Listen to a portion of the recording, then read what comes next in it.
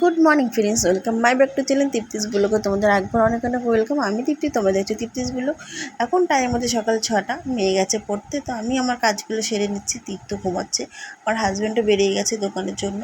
তো চলো, সকালবেলা এত ঝলমলে রোদ, পর্দা ভেদ করে যেন রোদ ঢুকে যাচ্ছে। প্রচণ্ড রোদ, সকাল সেই 5টা 5:30 দিয়ে রোদ উঠছে। তো এতটা রোদের তাপ, মানে কী বলবো, সে আর বলার ভাষা নেই। আর প্রচণ্ড গরমও পড়ছে। এদিকে আমি বিছনা কাঁথা ঝেড়ে ঝুড়ে আর আমি জামাকাপড়গুলো ভাঁজ করে নিয়েছি। তার সঙ্গে দেখো এখন ঘরটাও ঝেড়ে নিচ্ছি। ঘরটা ঝেড়ে ঝুড়ে আমি তারপরে রান্নাঘরের বাসনগুলো মেজে নেবো। যেহেতু কালকে এতটা শরীর খারাপ লাগছিলো আমার, জানি না কেন, কালকে ঠিক করে ভাতও খেতে পারিনি। দেখো, তোমাদের বলতে বলতে একটু দেখিয়ে দিলাম। ঘর ঝাড় দেওয়ার পর এই হচ্ছে রান্নাঘরের এই অবস্থা। শরীর খারাপ থাকলে যে নিজের কাজ নিজেকেই করতে হবে, এখন না করো পরে করলেও করতে হবে, যেহেতু কেউ করে দেওয়ার নেই, তাই কিছু করার নেই, নিজের কাজ নিজেকে করে নিতে হবে। তো চলো, রাত্রেবেলা করতে পারিনি তো কী আছে, এখন সকালবেলা করে নিই। এখন একটু শরীরটা ঠিক লাগছে, তো এখন ঠিক লাগছে, ভাবলাম এখন রান্নাঘরটা গুছিয়ে নিই। আর মেয়েদের হচ্ছে রান্না করেই হচ্ছে সারাদিনই বলতে গেলেই কাটে। তাই রান্নাঘরটা যদি পরিপাটি না থাকে অবশ্যই ভালো লাগে না। সব মেয়েদের ক্ষেত্রে ঠিক তাই, আমার ক্ষেত্রেও তাই। তো রান্নাঘরটা চেষ্টা করি যখন রান্না করি গুছিয়ে গাছিয়ে গ্যাস ট্যাস মুছে বাসন মেজে টেজে পরিপাটি করে রাখতে। যেহেতু কালকে শরীর খারাপ লাগছিলো বলে আমি করে উঠতে পারিনি, তো সেটাই আজকে এখন সকালে করছি। বাসন টাসন মেজে গ্যাস ট্যাস পরিষ্কার করে কিচেন ক্যাবিনেট পরিষ্কার করে একটু নিয়ে তারপরে আমি ঘরটা মুছে নেবো। তো দেখো, গ্যাস মুছে নিয়েছি আর এখানে হচ্ছে বাসনগুলো মেজে রেখে দিয়েছি। কতগুলো বাসন ছিল, এতগুলো বাসন যদি মাজা না হয় তো মাথায় টেনশন থাকে যে কখন বাসনগুলো মাজবো, কখন পরিষ্কার করবো। আর এখানেও পরিষ্কার করে নিয়েছি। তো এখানে দেখো কিচেন ক্যাবিনেটটা পরিষ্কার করে নিয়েছি, এখানে একটু নোংরা হয়েছিল। তো এখন কিছু জামা কাপড় আছে, ওইগুলো কেচে মানে ভিজিয়ে রাখবো। তারপরে ঘর মুছে যতটা নোংরা হয়, মানে নোংরা ছিল, দেখো টাইমটা তোমাদের একটু দেখিয়ে দিচ্ছি, 8:15। যতটা নোংরা থাকে ততটা নোংরা কেটে যায় কাচার সময়। তো দেখো, আমি ঘরটা স্নান করে চলে এসেছি, কাচাও হয়ে গেছে। তো দেখো, এখানে আমার 3টে নাইটি, একটু মানে একটা বাসি নাইটি আর একটা তীর্থ কালকে রাত্রিবেলা না বমি করে দিয়েছিল। এই গরমে যা খাচ্ছে ছেলেটা বমি করে দিচ্ছে, তাই আমি অল্প অল্প করে কম মাত্রায় ওকে খাওয়াচ্ছি, যাতে বমিটা না করে একটু পেটেও থাকে আর একটু গায়েও লাগে। এই গরমে একদম খেতে যাচ্ছে না। তো 3টে নাইটি, একটা নাইটি তো পরাই ছিলাম আর 2টো নাইটি, একটা বাসি নাইটি, একটা বমি করেছিল সেই নাইটি। তো ওগুলো কেচে কুচে দিলাম। তীর্থসোনারও জামা কাপড় ও তো বেরোয়, বাচ্চা মানুষ রোজই বেরোয়, সেটা কোনো ধরার মধ্যে পড়ে না। তো জামা প্যান্টও কেচে দিলাম। তো কাচা টাচার পর আমি সোজা চলে যাব, মানে মেলে টেলে দেওয়ার পর আমি চলে যাবো পুজো দিতে। এখন টাইম হচ্ছে সকাল 9টা, দেখতেই পাচ্ছ। আর আমি এখন বেলকনিতে জামা কাপড় কেন মেলছি তোমাদের এরপরে আমি দেখাবো কেন মেলছি, আর পরে বলবো। আর দেখো, ঠাকুরের বাসনগুলো মেজে নিয়েছিলাম সকালে এক ফাঁকে। তো এখানে দেখো পুজো টুজো দেওয়া হয়ে গেছে, দেখতে পাচ্ছ।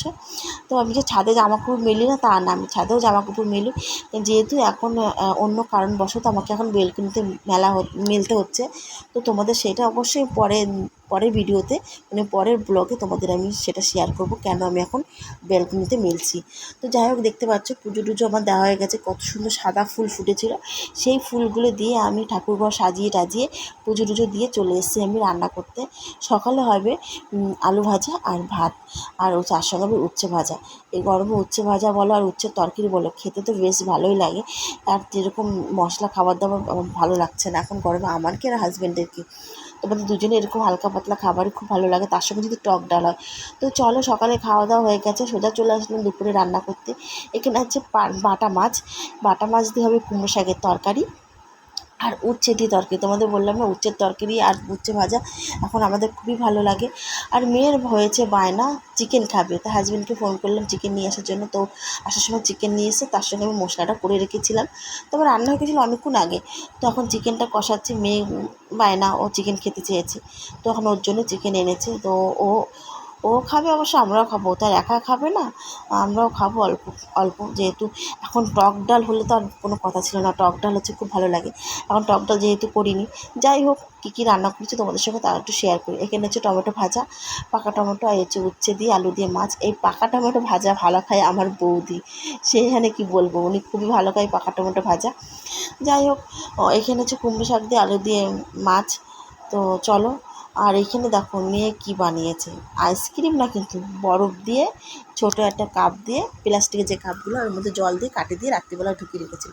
আর এইদিকে দেখো আমার তীর্থসোনা কী করছে, আমার তীর্থসোনা ওর কাজ নিয়ে ব্যস্ত, পাপোশগুলো নিয়ে খেলা করছে, ভাবছে মা হয়তো ধুচ্ছে না, আমাকেই ধুতে হবে, সে হয়তো ভাবছে নোংরা হয়ে আছে, পাপোশ নিয়ে খেলা করছে, না নোংরা পাপোশ নিয়ে খেলে দুষ্টু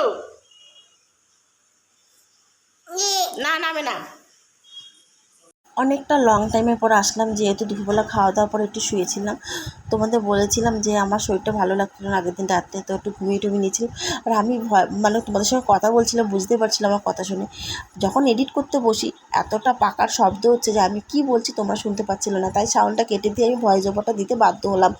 তো যাই হোক, রাত্রিবেলা সেরকম কিছু রান্না নেই, সেই বলছিলাম যে চিকেন আছে আর কিছু ভাত, মানে অল্প করে ভাতও আছে তোলা, তো মেয়ে ভাত দিয়ে চিকেন দিয়ে খেয়ে নেবে। আর আমার হাজব্যান্ড না চিকেন দিয়ে মুড়ি খেতে খুব ভালোবাসে, তার সঙ্গে আমিও খুব ভালোবাসি, তো এই দিয়ে রাত্রে ডিনারটা সেরে নেব।